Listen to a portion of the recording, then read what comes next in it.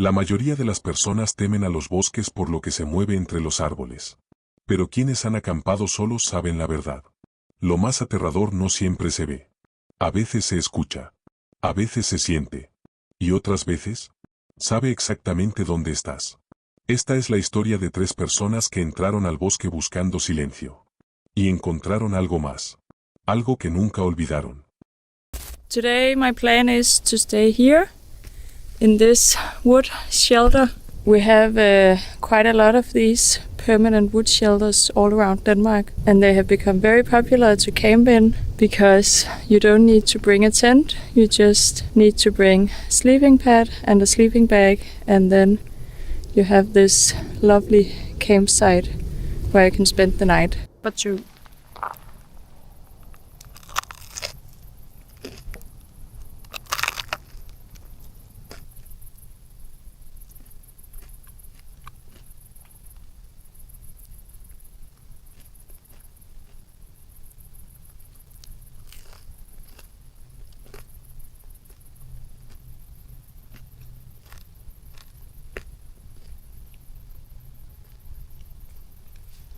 This ended up being quite a late dinner, but it was very good. 2 hot dogs. Now I'm full. Oh, I actually could have eaten one more, but 2 was enough.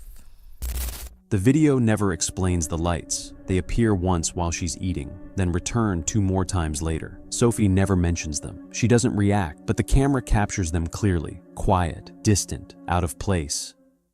And now the forest is starting to make a lot of sounds. I don't know what it is. As soon as it gets dark, all sounds just becomes a little bit scary.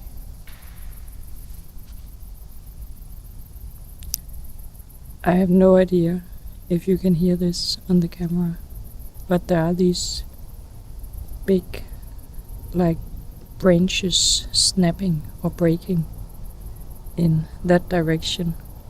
And now there's an airplane, so you probably can't hear it. But I'm just, I get a tiny bit scared whenever I hear that sound. But it's probably just a deer or something. I actually did see a deer on my way here when I was biking. It was laying just beside the path, and I scared it biking, so it jumped off and ran. Now I can hear some people talking in that direction. But I mean, we are very close to the city, and a lot of people are using this forest area. And most people are nice, so I don't think there's anything to be worried about, even though my brain can run off. And now my flashlight is flickering as if the battery is low. Part 1. Sophie pedalea sola por un sendero cubierto de hojas. El aire es frío. El cielo comienza a oscurecer. El refugio de madera aparece entre los árboles. Un lugar abierto. Sin paredes. Sin puertas. Un sitio donde cualquiera puede mirar dentro. Ella sonríe. Para Sophie, estar sola es una prueba personal. Una forma de demostrar que puede confiar en sí misma. El refugio está cerca del aeropuerto. Cada pocos minutos, un avión rompe el silencio. El sonido no tranquiliza. Pero tampoco la detiene. Recoge leña. Enciende el fuego. El chisporroteo ilumina su rostro. El bosque comienza a cerrarse a su alrededor. Las sombras se alargan. La temperatura baja. Sophie cocina lentamente. Salchichas envueltas en pan. Una comida sencilla. El tipo de comida que se disfruta cuando no hay nadie más. Entonces ocurre algo extraño. Luces. Pequeños destellos en la distancia. No son linternas. No se mueven como faros. Aparecen. Desaparecen. Sophie no dice nada. Continúa cocinando. Pero la cámara las capta. El bosque comienza a sonar diferente.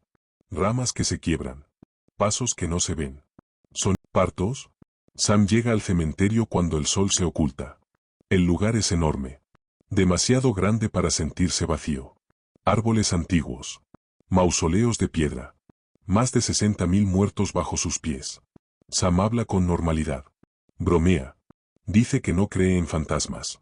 Pero el ambiente pesa. Se mueve entre tumbas. Lee nombres. Fechas. Vidas completas reducidas a piedra. Encuentra un puente abandonado. Se arrastra debajo. Ahí instala su campamento. Esconde su tienda. Sabe que hay seguridad patrullando. Luces que barren el lugar. No quiere ser visto. La noche cae rápido. El frío muerde. Entonces algo se mueve detrás de él. Un ciervo. Pisotea el suelo. Una vez. Otra vez. El sonido no se detiene. Sam intenta reír. Pero mira hacia la oscuridad. Luces aparecen a lo lejos. No sabe si son personas. No sabe si se acercan. In a historic La comida no cemetery. ayuda.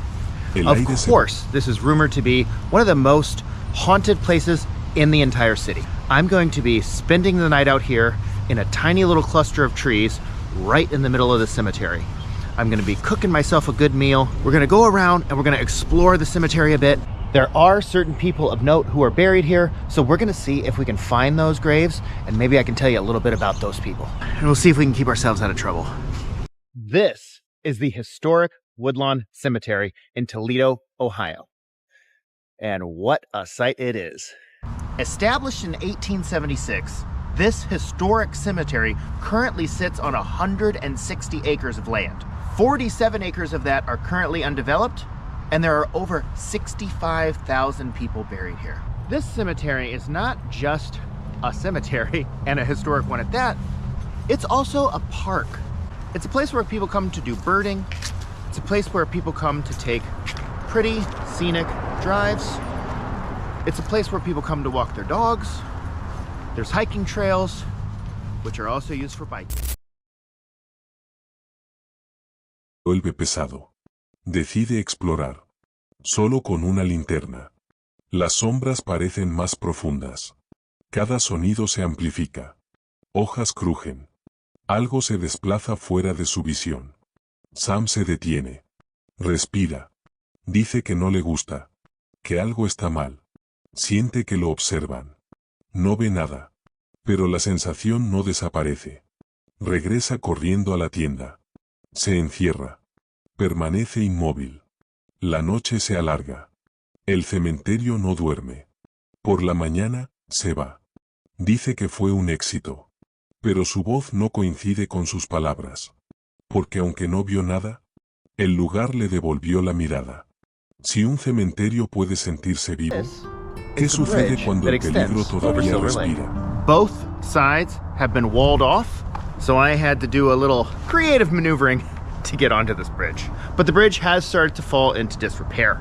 According to the research that I've done, they have walled it off on both ends as an attempt to keep people from traversing it, but mainly to prevent people from bringing vehicles onto it.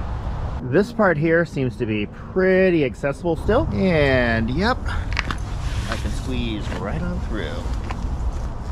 Down under the bridge is definitely a spot I could possibly make for a good stealth camping spot tonight.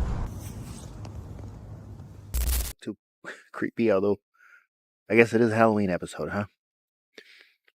I'm not sure if you can hear it. I'm not sure if it's showing up in the audio, but there's clearly a deer behind me stomping repeatedly into the ground. There's deer all over the place. I got a lot of shots of them today, so hopefully some of that makes it into the video, but it was like snorting. Let me see if I can go back. I think I might have had it on an earlier clip, so let me see if I can insert that right here so you can hear it.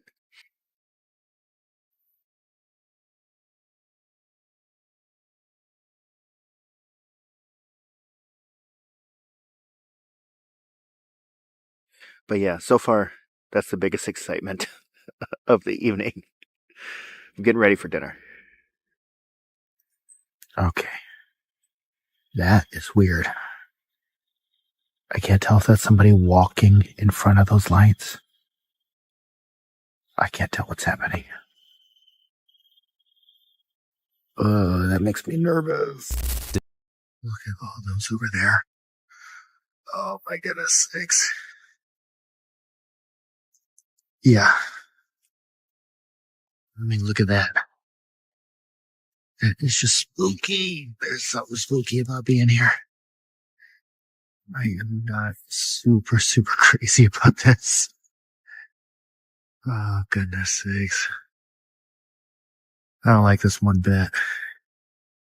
I would really like to go on a big exploration, but I'm gonna be honest, it's a little spooky. I don't think I have it in me. I think I'm gonna head back to the campsite. Periodically cars keep coming through, so I'm a little nervous about getting caught. And I am not a kind of paranormal believing kind of guy. If I was, I probably wouldn't be out here doing this. This whole trip has given me the heebie-jeebies.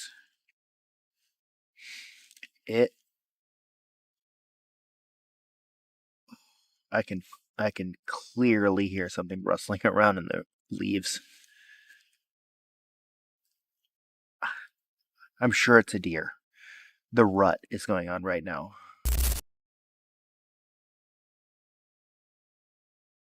Jenny conduce durante horas. El camino se vuelve cada vez más estrecho. Los árboles se cierran como si el bosque intentara ocultar algo. No hay señal. No hay casas. No hay ruido humano. Ese es el objetivo. Un lugar donde nadie mira. Un lugar donde nadie interrumpe. Ella estaciona su camioneta entre los árboles. La esconde. Camuflada. Fuera de la vista del camino. El bosque se siente tranquilo. Demasiado tranquilo. Jenny carga su mochila. Respira profundo. Empieza a caminar. El suelo cruje bajo sus botas. El aire huele a humedad y resina. Todo parece normal. Demasiado normal. Trabaja durante horas. Corta troncos. Arrastra madera. Cruza el arroyo una y otra vez. El sonido del agua es constante. Rítmico. Hipnótico. Ella se concentra en su rutina. En movimientos precisos, controlados, el refugio toma forma. So I had to carry them across. I did weigh the risk of me doing that. I know that the river, the stream is like very shallow, and I have extra socks in case I was to fall in. We did get all the logs across. I'm looking for fat wood because the sap and the resin inside the fat wood is very flammable, and that's going to help me start my fire. There's a great example right here. It's easy to find fat wood when you look for like broken little nubs of branches like this, because when the tree is broken or like injured, it'll send all the sap and resin into the broken spot to protect itself from like disease or parasites or whatever. That little chunk of wood is going to be super resinous, and the resin is very flammable, which is what we want. I cut a notch in my tree facing that way because I want it to fall that way, but it has a bit of a lean that way. So I'm going to stay on the side, so either way it decides to fall, I'm going to get out of the way really fast, but I'm hoping I can get it to go in that gap over there.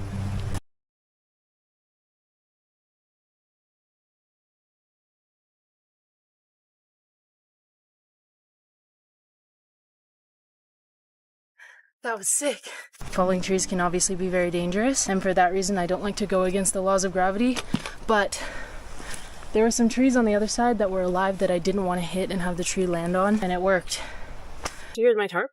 This is going to be my shelter for the night. I brought the tarp, I brought paracord, and I brought pegs, and that's it.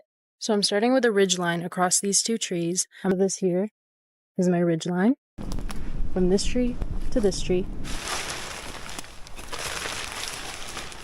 So this is it from the back. The weather's supposed to be beautiful tonight. We don't have any wind or rain or anything on the forecast, so this should work just fine. This is it from the inside. Un espacio pequeño. Funcional. Seguro. O eso cree. Mientras ajusta la lona, algo cambia. No es un sonido. No es una sombra. Es una sensación.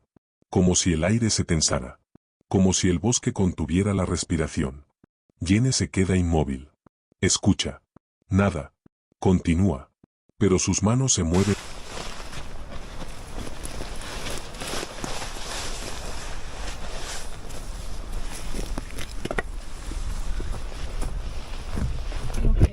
Goodbye to the campsite that once almost was.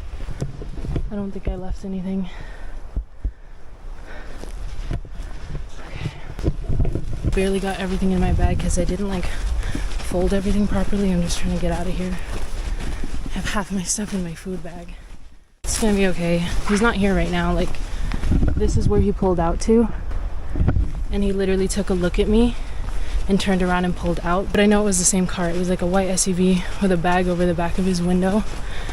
And he turned around and I saw that same bag.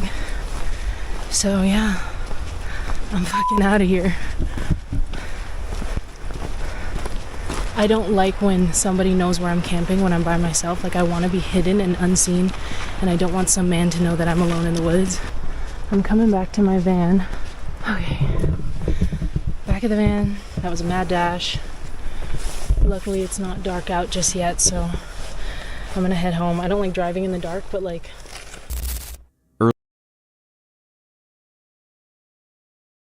Más rápido. El corazón late más fuerte. Entonces lo ve. Un vehículo. Blanco. Detenido a lo lejos. Demasiado quieto. No parece perdido. No parece casual. El vehículo avanza. Lento. Demasiado lento. Se detiene otra vez.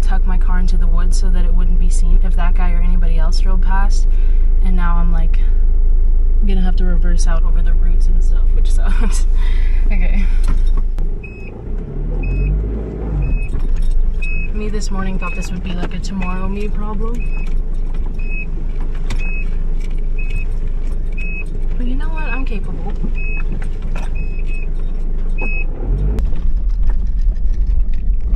Just to explain what just happened there. This morning I got here pretty early and I pulled out to the spot that I thought was going to be my spot for the night.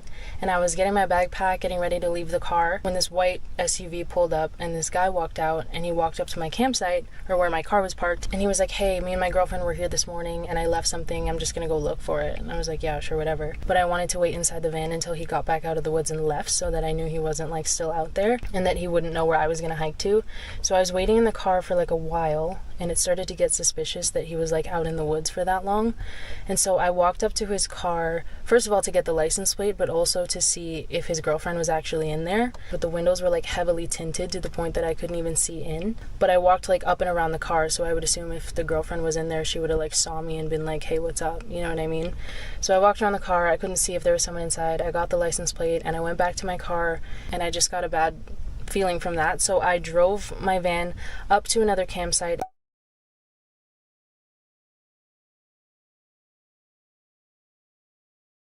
I don't like, even if that man meant no harm, like I don't like when somebody, especially a man, knows where I am when I'm in the woods alone, or knows that I'm in the woods alone in the first place. Obviously my boyfriend always knows where I am and where I'm going, but when I'm out here, I don't like bumping into people, especially if it's just a guy on his own, because then he knows that I'm alone and he knows where I am and he knows that I'm vulnerable in the woods. I don't like that.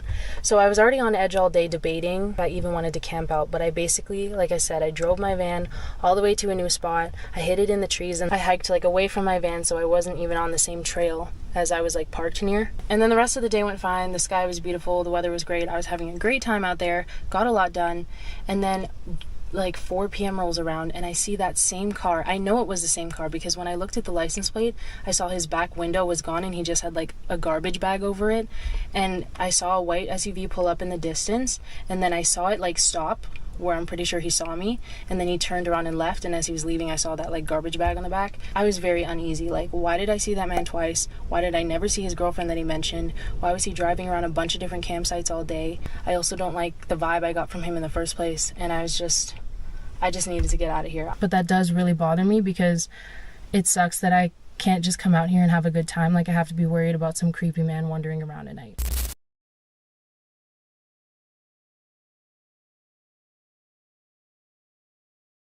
El conductor no baja, no saluda, no hace señas, solo observa. Jenny finge normalidad, pero memoriza detalles. La forma, el color, una bolsa negra cubriendo una ventana trasera. El vehículo se va. Ella se queda. Intenta convencerse de que no es nada. Personas pasan por estos lugares. Pero la calma ya se rompió. Más tarde, lo vuelve a ver. El mismo vehículo. La misma bolsa. Ahora más cerca. Demasiado cerca. Jenny recoge su equipo. Empaca sin orden. Sin cuidado. Su respiración es rápida. Irregular. Se dirige a la camioneta. Mira atrás. Nada. Pero siente algo. Una presión en el pecho. Una advertencia interna. Cuando llega, arranca de inmediato. Conduce.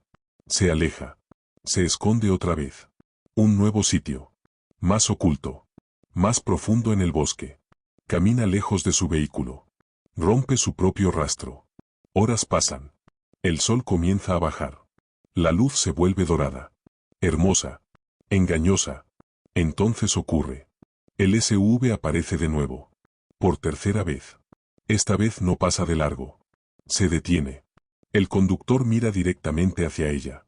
No hay duda. No hay confusión. Él sabe dónde está. Permanece quieto. Observando. No habla. No sale. Luego se va. Lento. Como si no tuviera prisa. Jenny no espera. Empaca todo.